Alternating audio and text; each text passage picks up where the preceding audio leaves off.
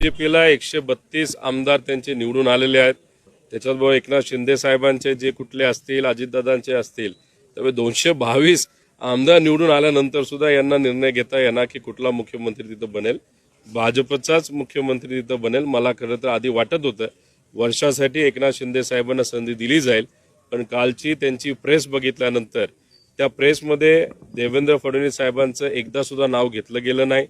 त्याच्याबरोबर अजितदादांचं सुद्धा नाव एकदा सुद्धा घेतलं नाही।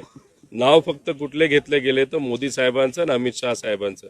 ती प्रेस अख्खी बघितल्यानंतर एक गोष्ट खरी आहे की एकनाथ शिंदे साहेबांना संधी दिली जाईल असं वाटत नाही।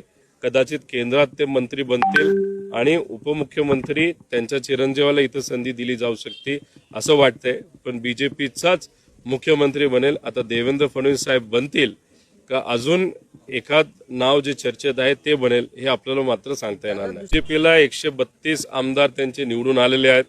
त्याच्यात भाऊ एकनाथ